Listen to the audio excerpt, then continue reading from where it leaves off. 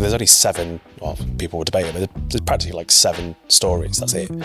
But we still buy from them. Like, you know, the hero's journey story will be pumped out for the rest of time, and kids and adults will both watch it and lap it all up and really enjoy it every single time. It's the finer details of it that allow it to be unique. Come on, man, like the world has changed. We don't need to see like the reference to a reference. Like, did we really need a live action version of The Lion King? No, we didn't. What? What surprised you most about, you know, starting and running your business so far? Mate, how much tax? Like, what the fuck? You got an ex-girlfriend from about when you were 17? Yeah. Do they think of you in a good way? There's the answer. I don't know, yeah. Horrible question to ask you to prove the point. Yeah.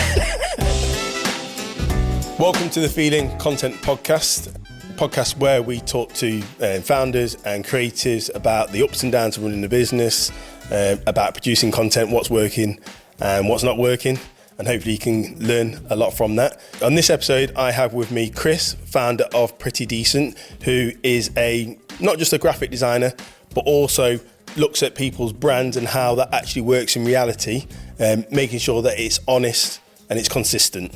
Yeah. I hope you enjoy. We've known each other not a long time, but I think we've been connected online maybe longer than what we're both aware of. But our paths also crossed offline as well, at a football pitch, yeah, which is where you'll probably find either one of us on a weekend. But for anyone who doesn't know yourself, Chris, and also who isn't aware of your business, Pretty Decent, just give us a quick summary of who you are and what you do. Just, you know, a dad from the Midlands before anything else. But after that, I run a small sort of boutique studio called Pretty Decent. We specialise in web and brand identity predominantly, but everything is sort of really underpinned by behavioural design, and sort of I'm really interested by what makes people tick mentally, because that will guide every single thing that they do, from brushing their teeth or not, to what they buy or not. I know you've got your experience in what you do in regards to your art, your craft. Yeah. Is obviously older than the business. Yeah. What was the reason why you started Pretty Decent?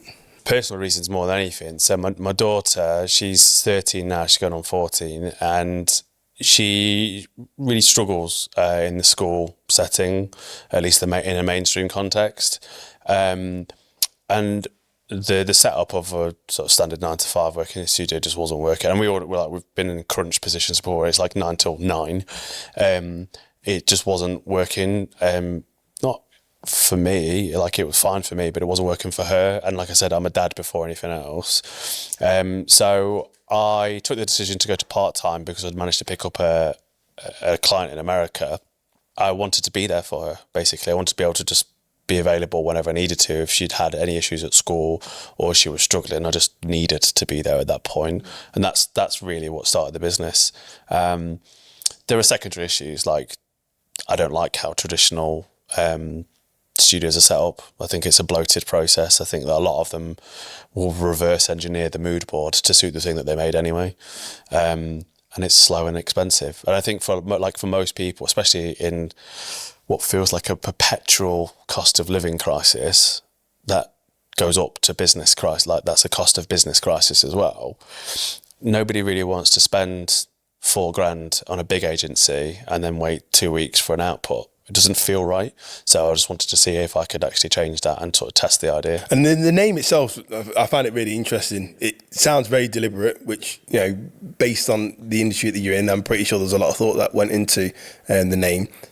Just kind of explain what the name's about and how it represents the business. Yes, it's 3 strands. The things that we make are pretty. We do it for decent people. But when you put them together and you get the phrase Pretty Decent, it's sort of an antithesis to the industry, which is like self-aggrandizing. We're amazing at doing this. We're incredible. We're like, no, we're pretty decent. And like a lot of people can see that and go, that's a bit odd. That's the point. Like, I want you to think about it. Like, if you get it that far in that, I've already done it. I've already done my job. And that's the sort of basis behind it. It's sort of like a bit of modesty as well, isn't it? It's much needed modesty, I'd say, in a world that's like, in my opinion, pretty vacuous at the moment. I love it, and again the logo as well. I think it's really clever what you've done with it, with the two, that colon and the D. Turns into like a smiley face, doesn't it? So it does, but it is changing. So, So I mean, it's obviously it was a low key. sort of rebrand. But essentially, every time I start a project, I will go to the person, and I've got what I've made, it's called the Book of Decent People. And so they will sign the book with a drawing of a smiley face, the name, business name, a small thing that matters to them and what they want to see more of in the world.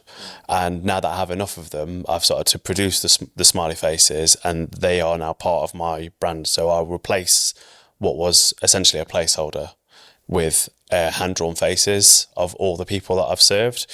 And the idea behind that was, my job for a living, I tell people how they should look. So it was really nice to be able to give them that for me. Yeah, it's really clever. I like the idea of that. Really good. So you've spoken briefly about being dad first, designer second, and a director third. How does that manifest in your day-to-day? So how does that shape your day? I'll start by doing the dishes, mate. I think that's partner first, actually. It's a weird one, really, because we decided that life wasn't crazy enough, and we just got a puppy that's now 14 weeks old. So it's a case of like, I get 2-hour stints at the moment of like, right, can I get into hyper focus mode? As a man with ADHD, it sort of does. When I land it, it's fun because I'll be able to get a week's worth of work done in about 4 hours. But I do 2-hour blocks of like working, separated by an hour of housework or making sure I'm available if I need to be, or walking a puppy. Yeah. But it does help though, because I think when you start a business, I actually think one of the biggest things you realise is you're not as efficient as you think you are. Like, you waste a lot of time, especially when you're sat on your own in a room. And I think there's something to be said about, and I never thought I'd say this, I think there's something to be said about an office environment, because I think there's a tacit sort of hum going on that everybody's doing something, and if you don't do something, then you're out of place. So it sort of allows you to sort of keep going and going. But yeah, man, when you're on your own and you've got your own thoughts, and I'm quite a cerebral person, so I'll be doing something, I think, oh, what about that? And then it goes, what about that? And I have to stop myself. I try to do as much as I can within 2-hour blocks. Sometimes that might be 7 till 9 in the evening. Sometimes that might be like this morning on a Saturday, it was 4 till 6 because I woke up early. So it's one of those. Yeah, you're doing well 2-hour blocks. I work 1-hour blocks. Right, so I okay. will actually sit down, start a timer, and I'll work for an hour, and then I have 15 minutes where I step away from whatever I'm doing, which is typically, I'm normally in front of a computer if I'm in the office. So I'll step away from the computer. I'll try and step away from devices altogether. Yeah. Even if it means just, going in the house or into another room, having a conversation with my wife or whoever's at home. Sometimes maybe walk the dog in that time, and then go back and work for another hour. And I tend to do that, but I stick to like one task at a time. Yeah. Okay. So being a business owner, you've normally got several things that you need to do. It'll be like, right, so for this 4 hours, I'm just going to edit this one piece. I'm not going to multitask because I don't believe in multitasking. I don't think it works, or it definitely doesn't work for me. And then I'll work on that for an hour, 15-minute break, same project again for an hour, for 15 minutes, for an hour, and then kind of rinse and repeat. Yeah. Okay. So yeah, 2 hours is impressive. I didn't say it was good. I didn't say it was a good job. That's what it was shit. But it is hard though, isn't it? Because you do generally procrastinate, and I think like you're saying, like when you're in an office, you see other people working, that guilt will keep you grounded and keep you probably sat doing the task as well. Because like you say, you see other people do, like, well, I can't be the one walking around and getting teas and coffee. And yeah, it's not like it's like a panopticon scenario where like all the all-seeing eyes over you, but there's a tacit feeling that actually if I don't do anything, I'm going to get looked at in a weird way, and that does help. I sort of miss it in a way, but like my phone, I've purposely left it in my bag, but even that's all, it's black and white. I know the people that designed it, they're there to grab my attention because I am the product, so I'll purposely use filters to try and get away from it. Get rid of the reds and stuff. And all of it is literally, it's black and white. My son has his set to black and white actually, which I never knew why. Maybe that is the reason. He's very on it with a lot of stuff. He thinks a lot, but yeah, I know it frustrated my wife when she had to use his phone. So she's like, I can't recognise these apps. It's like, that just shows you how the brain works, because there's no colour. She couldn't identify which app to go to. Also shows you how shit the logos are. Yeah, there you go. You'll see it from that perspective as well. I suppose when you try to fit everything, purposely on a small device all the time, you've got to get it pretty spot on. So you wasn't born a graphic designer. No. Yeah. Talk to me about how you got to where you are today with what you do. Yeah, I was born a baby first. And basically, I did sales jobs for ages, man, which actually, when you reflect older, it's good because it gave me sort of like a baptism of fire of talking to people, cold calling and stuff like that. Eventually I managed to sort of wrangle my way into the social media team at EE, doing sort of like customer sort of handling their complaints. And I remember Stormzy like tweeted, EE is shit, right? And I was like, oh, man, I need to reply to this. And I wanted to reply to it saying like, got no bars. That's what I wanted to put. And the PR team was like, no, we're having this. And they did this some like horrific, you could clearly tell it was like, I don't want to like stereotype it. You tell it's just some like white guy that's never listened to rap like properly, and had done this like horrendous like 8-bar thing, and you're just like, oh man, that's so shit. What horror. And I was like, I need to be involved in that, because if that's the top, no way am I being like, no, I need to be at that table. Your response, got no bars, like the perfect. double meaning on that. Yeah. And I was like, man, what the fuck are you doing? Yeah. Oh man, I'm still vexed about it. Yeah, It's been great. But then so I moved from that, sort of lied on I embellished. I used marketing to sort of embellish my CV. So then I got a marketing role in a small bar in Derby called The Distillery. Oh, yeah. Did some decent work with them. Got headhunted as a group marketing manager for a larger sort of consortium of businesses. And whilst I was in there, I was enjoying it. One of them was a cafe on Friargate called Oliver's. And I realised that when I was doing that job, I was like, because I had to do everything marketing, that included the production of materials. And I was like, I fucking love this. This is great. So eventually got to the point where it's like, I hate spreadsheets. And my partner was like, you've never been to uni? I was like, yeah, no. She's like, why? I was like, costs loads of money. And she was like, yeah, but it's not real debt. It doesn't affect your life. I was like, huh? Yeah, I'm from a very working class background, so I'm not really like, I wasn't educated in terms of like the financial literacy side of life. She's like, yeah, it doesn't affect your credit score or anything like that. I was like, oh. So I went to uni, did my BA in graphic design and visual communications. Towards the end of that, my lecturer said, we want you to stay on and do a master's. Would you do that? I was like, yeah. So I stayed on and did a master's. And then when I finished the master's, they asked me if I'd stay on and be a lecturer. So I did that for a bit. Realised, the old adage of those who can't teach, no offence to any teachers out there, but, or those who can't teach do PE. So to the PE teachers. But there's a reason why I came here, and that was to go into that world and be part of that scenario. So I did. And that's how I ended up getting into the design industry. And it was great at the start. I ended up in a really nice agency in just outside of Manchester, do really like good, meaningful work, and we're working on massive clients. And it was like my first week there, I had to deliver like a brand concept, and it was worth like 6 figures and I was like, fuck, shit, okay. And then thank God, like it landed, and I was like, yeah, that felt amazing. I'm in the right job. So like I say, it was just outside Manchester, so it was an 1.5-hour commute each way every day. I worked from home twice a day, and that they were good with flexibility, like.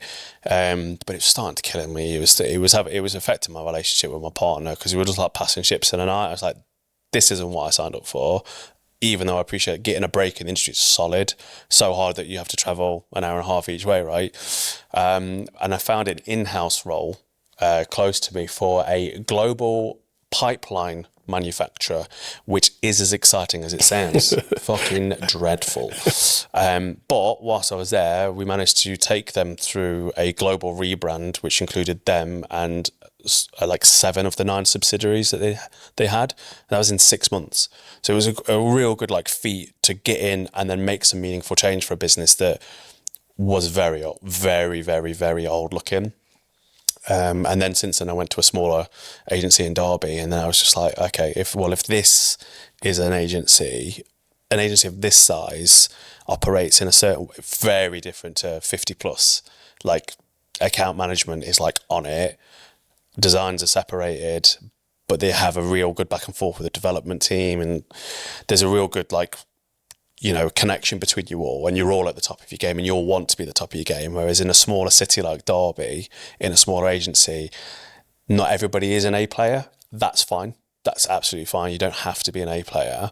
But I was uncomfortable with the ability to output at levels that I was happy with. And so eventually, if you care enough about anything, you don't really want to start putting your name to stuff. So again, that was part of the reason why I started up on my own. Based on those experiences, what do you do differently? When setting up Pretty Decent, or what have you done differently to like more of a traditional agency model? Yeah, it's good. I think it's a good question because it's really hard, because it's almost like entrapment, because the way that I talk about most bigger agencies, it's same shit, different font. What I try to do differently is I bed in with the question of just why, and I'm relentless with it as well, because I'll just keep asking why, like an annoying 4-year-old. Because outside of making money, there's a reason why people start businesses. And I'm really interested at the human side of that, because anything you do, anything you create, it comes at a genuine human cost. Time, like energy, like all of it. And it makes no sense to me that people would just be happy treating branding like an engineering problem. It's like, look, we've got the logo, it's neat, let's crack on. Where it's more akin to cooking. You can give somebody a recipe and all the ingredients, and they can still produce absolute fucking garbage, which they routinely will do. So it's you have to sort of come in and go, okay, well, what is it that you do? Why do you do it? And they go, they always do the same thing. They give you the corporate line of like, we wanted to be the best. It's like, fuck off. No, that's not true. Why are you doing this? Okay, we're doing it because we care about health. Okay, well, why do you care about health? Well, when I was younger, I was, depressed, and it was one of the things that pulled me out of it. Cool. Now we've got the real reason. Now we can have a proper discussion about why you do what you do. And that forms a much better way of sort of building out brand after that point.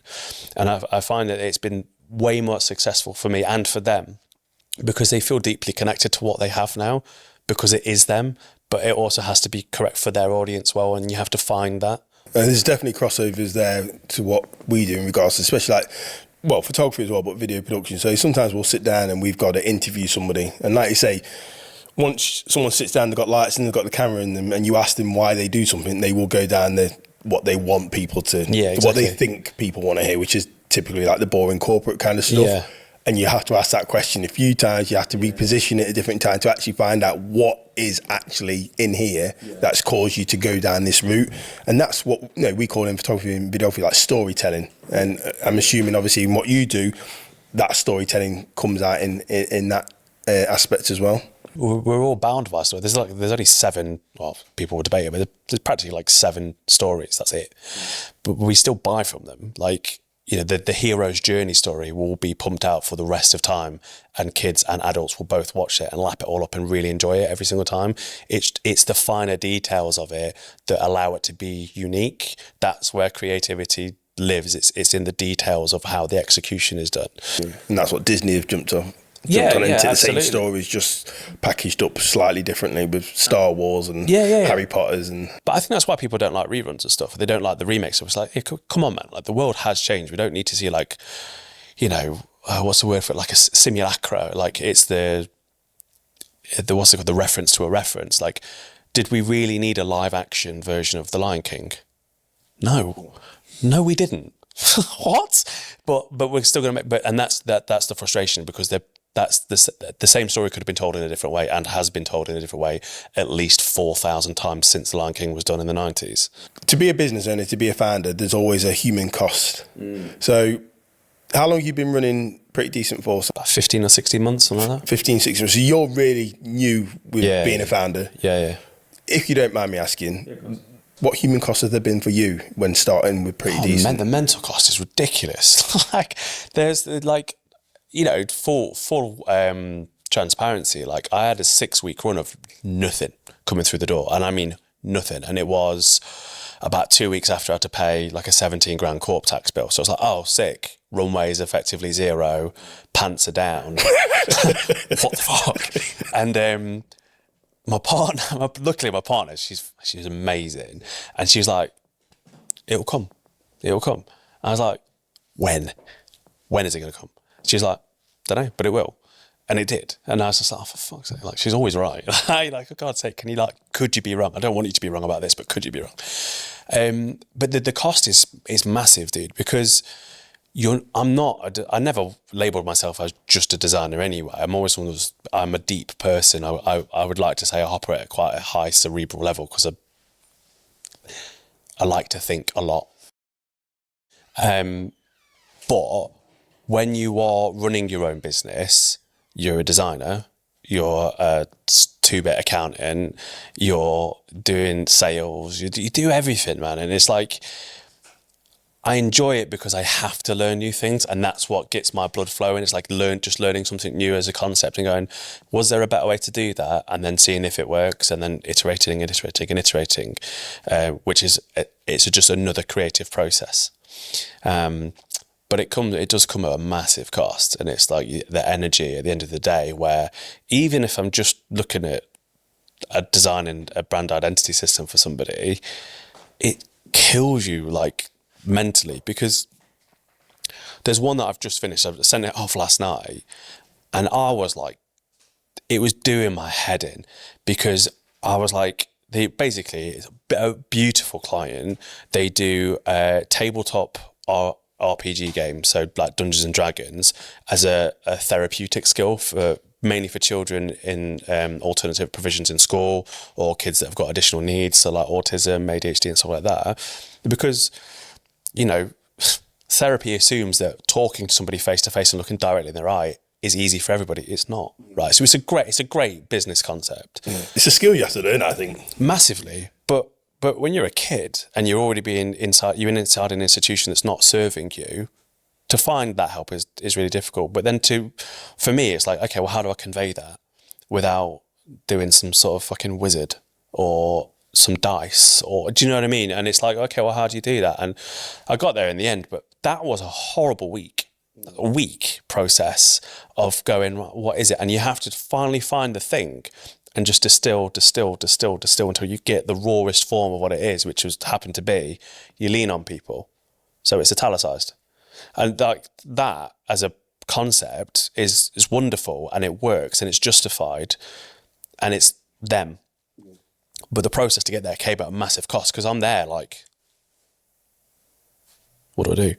Do you go backwards and forwards with your client on that then, or is it very much on you to kind of pull that? So like I said, this is why when we have the initial kickoff meeting, I'm quite ruthless in the amount of information that I'll get out of somebody, and it will get to sort of very deep levels. Now, I'm not going to push them and say like, you know, why did this happen to you? I'm not going to be like that. But if they allow me in, the deeper we go, the more meaningful the output will always be. And, you know, with that particular client, we share things like about ourselves, like, and I'm always open to it. I'm always going to be as open as they are. Sometimes I'm more open to let their guard down, sort of thing.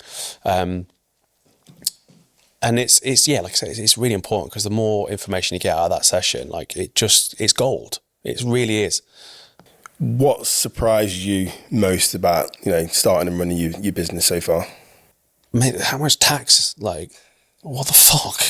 Like, so I get money comes through the door, and you get corp tax. I've got VAT.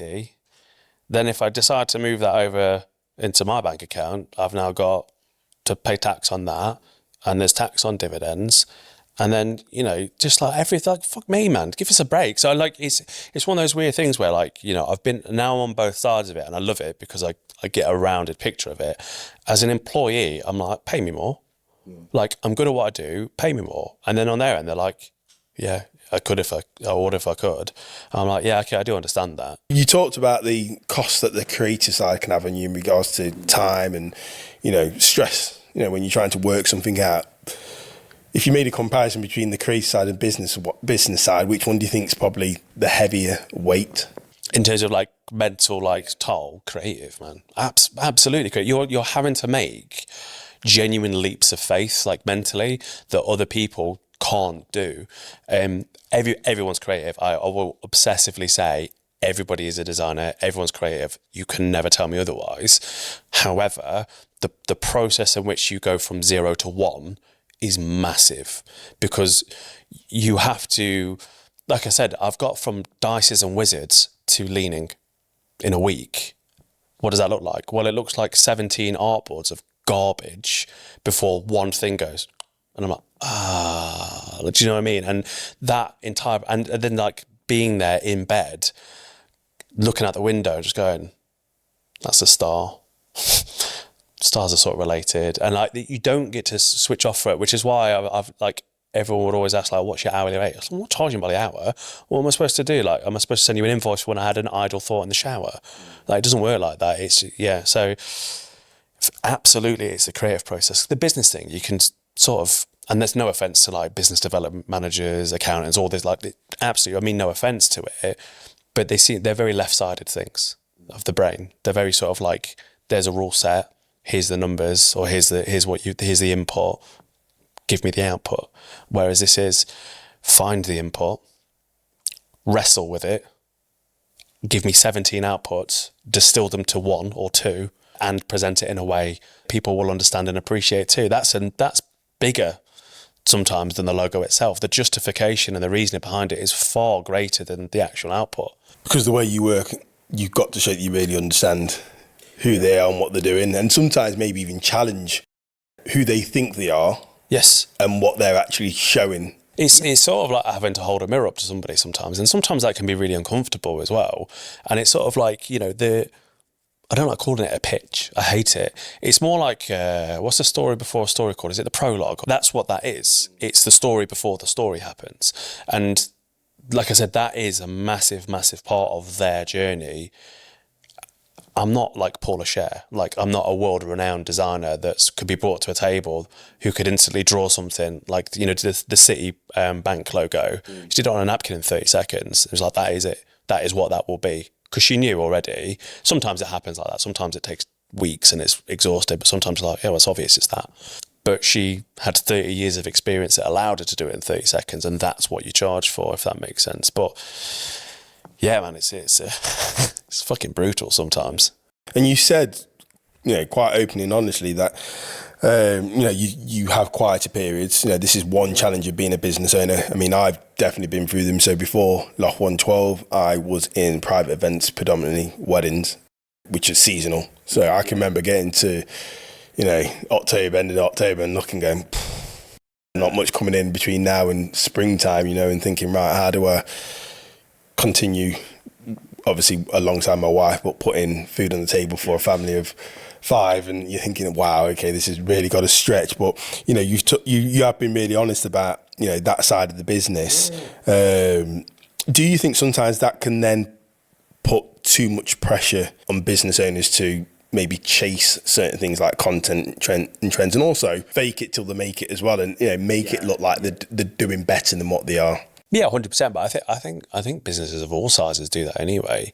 I mean, like, not to pull too far away from the question, but like, if you look at OpenAI at the moment, like for every like dollar that they bring in, I think it costs them like between 3 and 10. That's excruciatingly bad for a business of that scale as well. And you know, they'll either figure it out or they won't. Do you know what I mean? But on the smaller side of it, yeah, absolutely. I think a lot of people, it's all positioning. Anything you post online is positioning. And for some people that could look like, hey, look, we're here and we're having a great time, and they turn around and they're, you know, crying. And because it's, you know, it's a snapshot of a day. And for other people, it's chasing the wrong clients. For someone like, I'm guilty of that. I've picked up client work that I just never should have touched, and it was not me at all. And I guess it's having the resolve to say no to things when you're under that pressure as well, because I think that's a massive thing. That, you know, I won't name any names or anything, but I was offered a job, and it was in the tobacco adjacent industry, and I'm like, I'm not fucking touching that. That's everything I'm against. I could never touch that.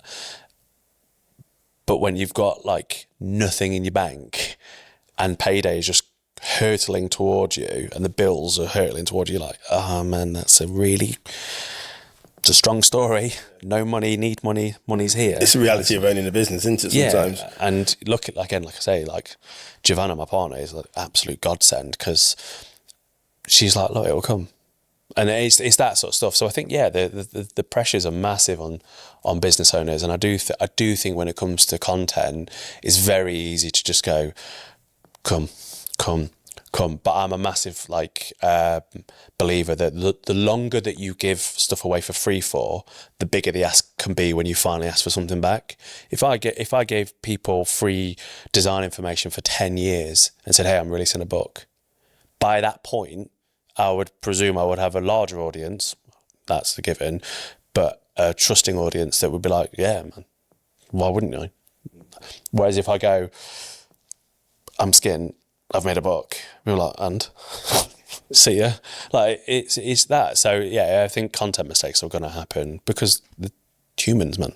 And I think one of the things that drew me to invite you onto the podcast as well. So I'm connected with you obviously on Instagram, but also on LinkedIn.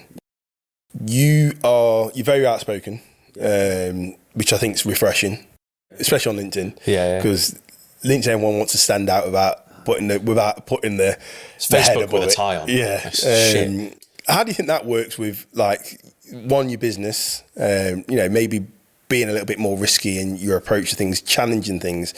How does that work with your business? And also, how do you bring that into your content? But you could say it's a risk, but you've invited me on this podcast for that reason. So it's not and if you've invited me, it means that you buy into that. And if you buy into that, it means you're the right person that I'll be speaking to. If you hated it, I could get it. Some people don't like swearing. Couldn't give a shit. Like that's my stance. That's your response. Yeah, because I'm a cerebral person. I can talk at a very high intellectual level, but I could also speak in prose. I can say yeah, Sam, what's up? Do you know what I mean? I can speak like that, but I could also tell you I don't need to speak colloquially. I can speak formally if I need to. So it's fine. But if, a 4-letter word scares you, fine. We're probably not going to get on. I don't think that's a problem. And when it comes to content, like I said, it's refreshing and it cuts through. Sometimes a bit too sharp, maybe some acerbic for some people. It might be a bit acidic, but I guess the sweet irony of it all is that my business is sort of positioning into helping CICs, charities, social enterprises, not known for swearing. But I think there's something in that. I think that actually they've probably approached the people that are like, hi, we're, Fluffy Design Limited. If they exist, I'm really sorry. But they've tried it a million times and maybe they're not that person. And maybe, you run a charity, but you still swear at somebody when you cut you up in traffic. You're a human being. So I don't really care. Yeah. It sounds ridiculous. And obviously I care about my business success, but how I convey who I am and what I am, I'm the only version of me there is. That's why would I be anything different? That doesn't make sense to me. And do you think your personality comes across really strongly in your actual representation of your brand as well? No, I don't think it does. And I think I'm quite purposeful with that. I think I do want to separate sort of church from state if that makes sense. I want to make sure that my brand has its voice and I have my voice, because I think it's important. If someone understands actually that the person that's at the helm of Pretty Decent is an outspoken, I would hopefully say smart but outspoken person, but the brand itself can operate on a level that sort of is completely different, then they understand that I know what I'm on about because I can do that. But yeah, to answer your question, no, it doesn't. No, and I'm quite purposeful with that. The whole rebrand was the purpose behind that was to allow people to understand that it's always going to be a cooperative process, and that I'm so grateful for the people that have trusted me with their branding that I'm going to trust them with mine.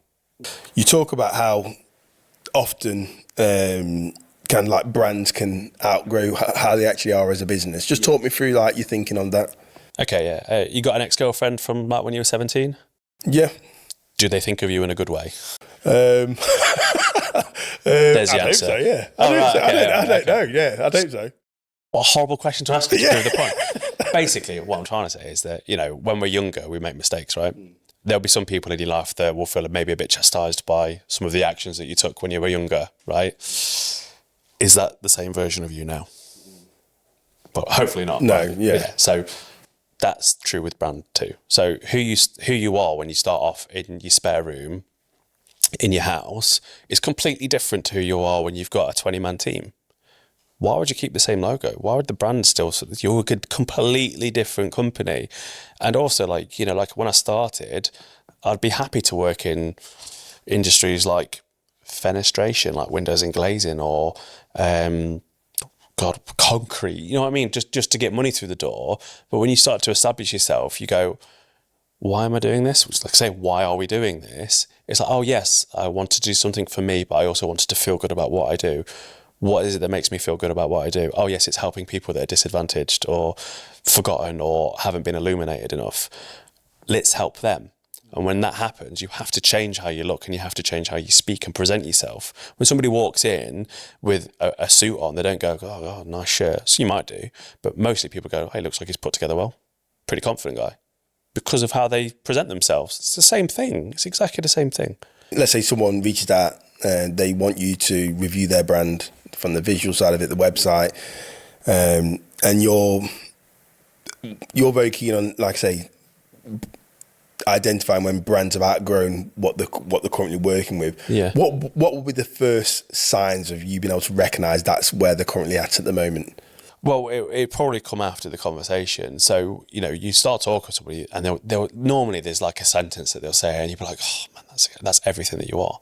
That is clearly like, and you can re-reference that later on and go, so you mentioned this, let's say, you know, you want to help sort of disadvantaged children, for example, or, you know, a company I worked for before, you're saying that you want to help children that are at risk of falling out of school. That's probably the biggest thing about you. So why do you look like a manufacturing company from 1954? That doesn't make any sense. And that's sort of it. You sort of try and pull out the key strands. And sometimes it's actually what they don't say. So I've got a questionnaire and a worksheet that we go through during the session. And if they can answer something like quick, that's great. But when they stumble, that tells me that's a massive gap for them because they've not thought about it enough. And then that's where I start to dig in. And then I can use that information and feed back to the things they answered really quickly to cross-reference and go, actually, were they right with their, you know, when they, you know, how people will say, we want to serve X people doing this, the corporate answer. When I get something real, I will come back and say, so you've mentioned this, which is quite human and quite heavy. Can you answer this again? And I'll just see if it lines up. And normally they don't. And then it means that we go back through the worksheet and we get better answers because we found something that was real. Does that make sense? Yeah, it does, yeah. And I think the other thing as well is, again, when you first meet a client, because I want to stay on this kind of topic a little bit, because I think your initial meeting, the conversation is quite deep, because that will help you get through that, what could be a painful creative process. Yeah. So the more information you get out at that point helps ease that a little bit. Yeah. So when you first meet a client, do you tend to lean more towards looking at how the brand looks or how the business is perceived? The perception is after the fact. The most successful brands are the ones where the perception and the intended perception align more often than not. So if, not to requote someone that I heard earlier today, but, you know, if I said to you, fast food, probably, you know, a giant M might appear in your head. 100%. Right? Like, so you can read my mind. The point is that there's an alignment there between an idea that you have and that. And it's fascinating. And so I don't really talk about perception in terms of where they're at, because where they're at and what they're perceived as is absolutely irrelevant to me at that point in time. What I'm more interested about is, what do you do? Why do you do it? Because then that's the goal of perception. We can then re-engineer that gold dust into, okay, well, how do we get you to this perception then? And how far away can we get it? And, you know, bigger budgets would allow me to do like group tests and stuff like that. But even then, you know, people that know they're in a group test will change their answers anyway. So they're useless. And I think if you don't mind me asking this, and if you don't want it, we can cut it out. But yeah. I know one of the, I'll call it a case study, but I know one of the cases of clients that you worked with most recently is Stay on the Ball. Yeah. Which, you know, on the surface level is football coaching, but the why they do it and what they do meant something a lot deeper to you as a dad, first and foremost, rather than actually as, you know, business to business. It was one of the classic cases of, you start the process, you go, well, why do you do what you do? It's like, we really care about technical detail in football. Yeah, cool. Why do you care? Oh, well, because, you know, we want to help people succeed. Why? Oh, because this happened or this didn't happen when I was younger. Okay. So you're trying to protect people from that. Cool. So are we selling football trading, or are we selling confidence in a bag? I think it's the second one. And then we sort of talk about that and sort of wrangle with it. And, you know, that's for me, that's one of my favourite logo marks, because what happens is you have that initial discussion and then I write the brief. I would never allow someone else to write the brief for me, because the brief will typically be wrong anyway. A coherent brief is the most important thing to a designer or for any creative. So once we've had that session, I've sort of wrangle with it for a bit, and then I write the brief, and essentially the goal is to smile was the name of the brief. And that actually ends up being the logo, because if you look at that logo crest, it looks like a shield, like a standard shape of a shield. Which is often seen in football. Yeah. But it's been separated by a line, separated vertically, and you get a goal at the top and a smile at the bottom. And it was just like one of the nicest moments of it. But I did that 5 minutes into the meeting. So in regards to like the brief that you're just talking about there with Stay on the Ball, the service that they're selling is football coaching, whether that be one-to-one or group, but the actual reality of it is it's confidence. Yeah. And from that, you've then built a visual look in regards to the logo, the website. How does that then carry on into their social media presence? So what I'd done, I'd built a brand system for them as well. So start on the ball, stay on the ball. We then looked at expanding that out to coach on the ball, so they could teach how to coach. Schools on the ball, so they could help schools, you know, deliver PE provision, wraparound care. And they needed a basically brand architecture around that, and that was done simply through colour. So saying like, you know, stay on the ball was green, start on the ball is purple, schools on the ball is red, and coach on the ball was blue. As an example, that is the reality. It's not an example. And then what I'd done is I'd built out a bunch of shapes. So one was the smiley face, another was a goalpost, one was a circle for football, a star, and then I made a pattern out of that, and then that then informs that this is part of the same thing, and you can move them across. It's a very easy trick. I mean, it's one of those things where like a designer will know what I'm talking about if they listen to the podcast now. They'll be like, yeah, standard. Just bang a different colour in, or underline a different colour, and you can product number 1, product number 2, product number 3, all part of the same system. Very easy to marry up. Diet Coke versus Coke Zero versus full fat Coke.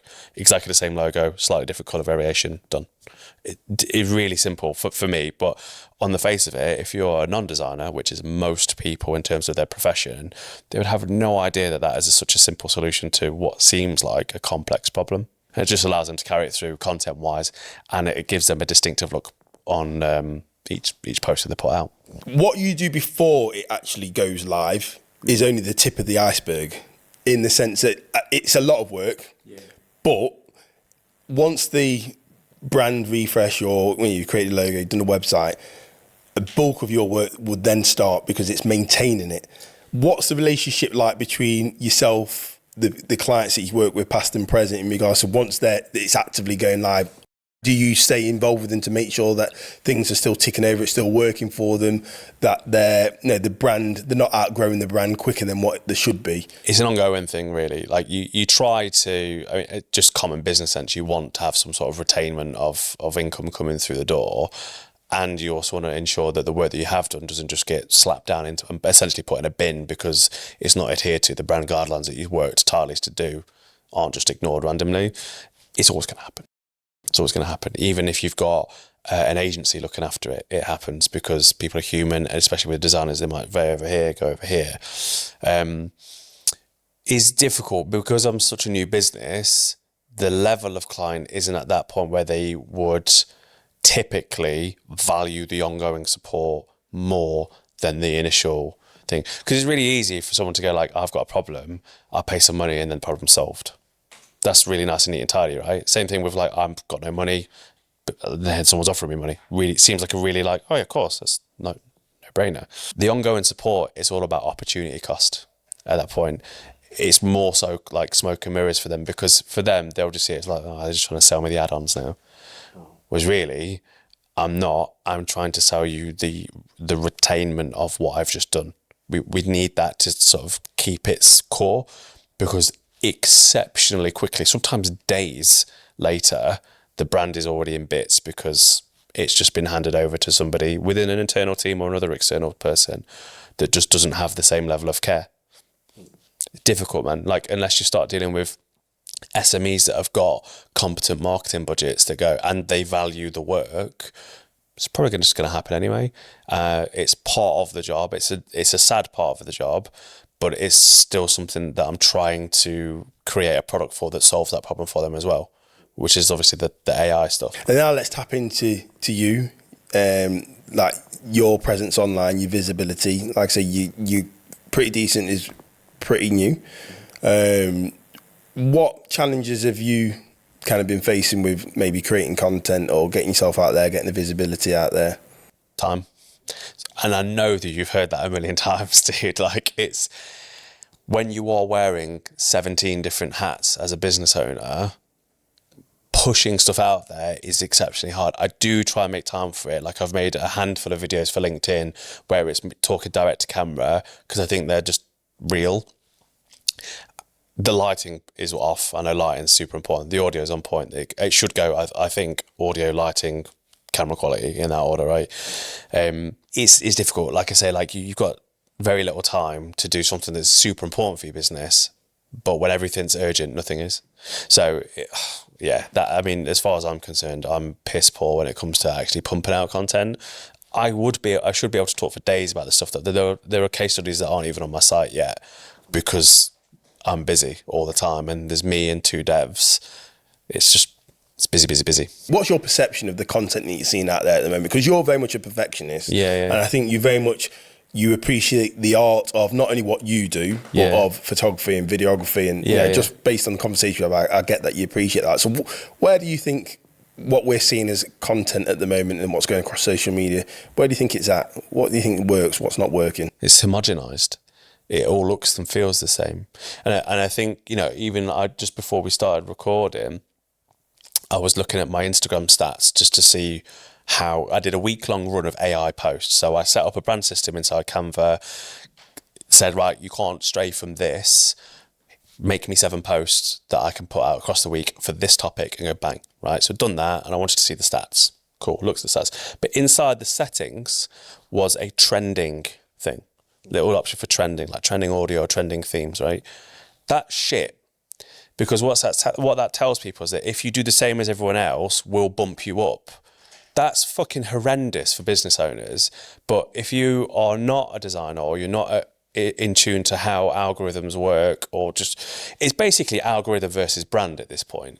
Because it's like, do you supersede your brand for the algorithm? Do you see what I mean? Like, and the answer should always be fuck no. Just make your content, make it real, make it you, and eventually your audience will find you. And when they do, they'll be glad they did.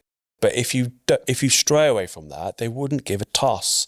It's the whole thing of, are we serving the algorithm or is the algorithm serving us? It's slipping down the route that we're serving the algorithm. We're producing content to suit that rather than actually this is what we want to produce, this is what our audience want to see. Make that the thing that you're then showing people. Do you pay for Instagram? I do actually have a verified account. You got a verified account? I'm a verified account. Your private profile, do you pay for it? My personal one, no. So you're the product, right? So of course you are. Because if everybody went, do you know what? I'm not going to put anything on here. Instagram dies instantly. And they'll pull you in with the idea of monetization. That's shit. Like, you remember the old 40s nuclear family era of advertisers, oh, come on to try the wish wash powder. Like, that is what influencer marketing is in a nutshell. It's endorsement of a product, and they're using their clout and their sort of legitimacy as a human being to sell their product. It's like writing a Google review for a local restaurant and owning it yourself. Like, it's washed by the company themselves. It doesn't feel right. It feels icky. And I think people understand that. And the best influencers do it on such a low level way that it sort of slips past you. But even then, it's like smoke and mirrors. Like, for me, it should be like, okay, just help us out. Like, if you want to sell what you're doing to me, just solve the problem. If I have that problem, I'll I'll buy from you. If I don't, I don't want to. Obviously, there's a big thing about AI, and you've touched on it there with AI, and you've ran a few kind of tests with it to see. Do you feel like there is a threat that AI has on the craft that you do at the moment? No. Like, graphics tablets exist, yeah? We still fucking buy pencils. What are we on about? Like, it's the same thing. The difference is that what AI does is that it takes things away. It takes away cost. That's the biggest thing with AI. And the best way I can describe this is that it will always take away cost, but it won't be able to create. It can't create from new, right? Neither can I. Originality is an absolute myth. I can only reference from things I've ever seen in my life, in which case am I plagiarizing or am I referencing? There's a very thin line, right? With AI, if you just use it as a measure of creating because you want to cut costs, you are going to suffer. If you use it as a way to amplify your creative thinking, I think you will prosper. If you go into Tesco Express or any sort of shop and go to the sort of self-checkout till, if there is no one on the checkout over there and it's 10 self-checkouts, I'm pissed off because the choice has been removed from me, right?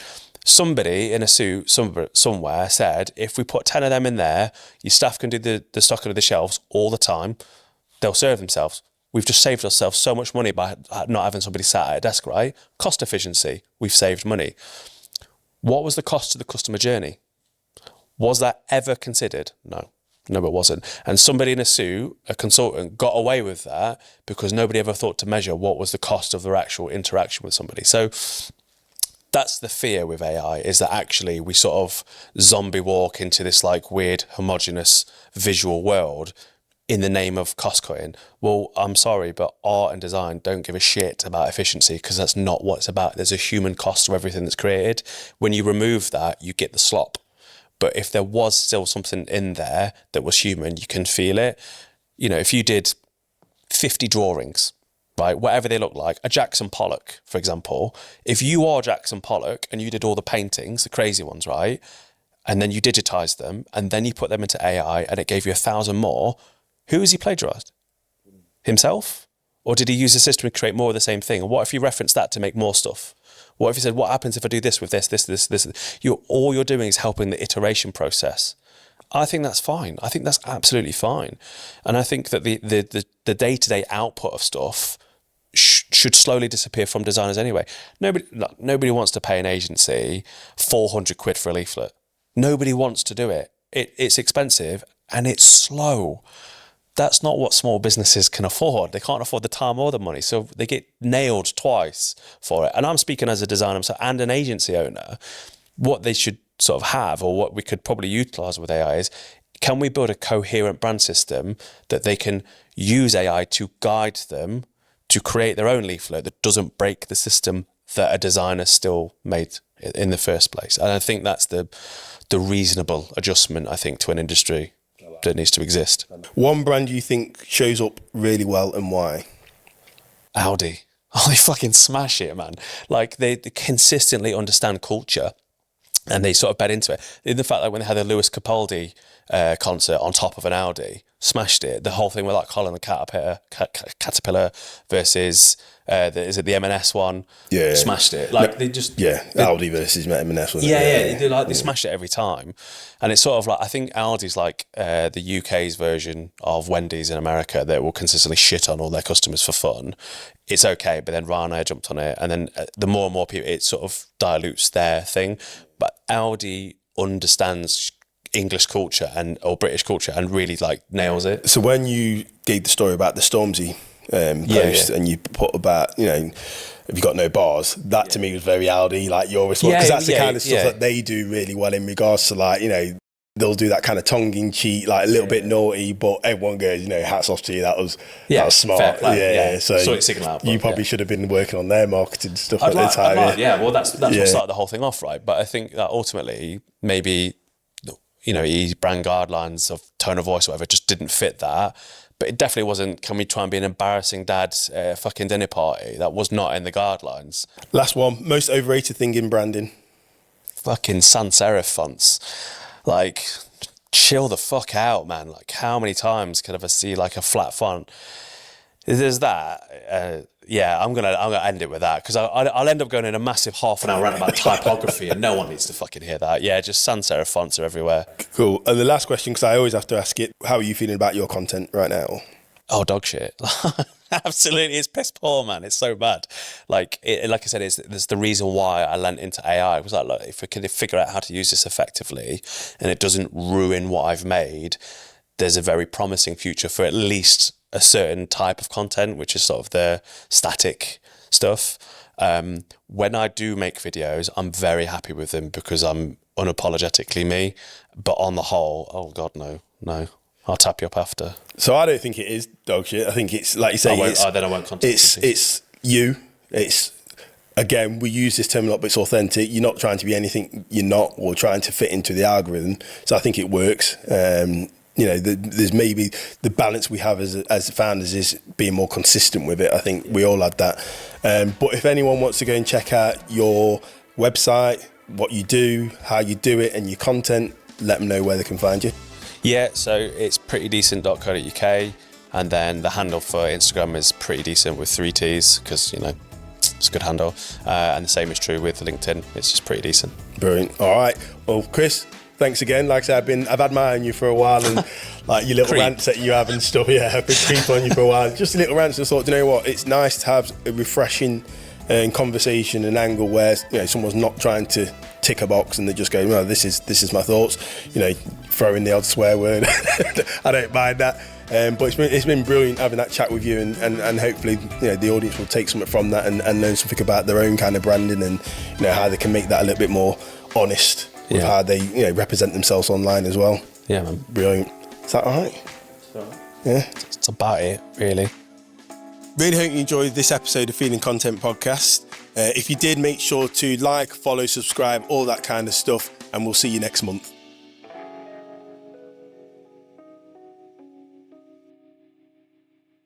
Appreciate that, man. No, I appreciate you coming, man. It was good. I enjoyed it. Oh.